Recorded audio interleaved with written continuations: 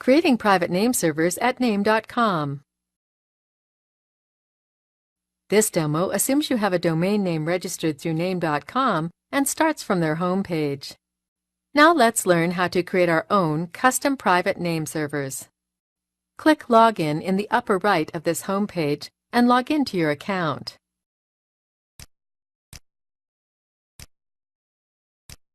Select the domain name for which you want to create name servers. In the left menu, click NS Registration. Enter the new name servers and their associated IP addresses. Then click Register New Name Server. Repeat the process for your second name server.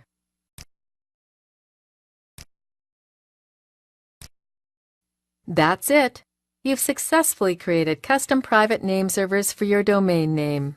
Please note that it could take up to 24 hours for your new private name servers to propagate and be recognized across the Internet.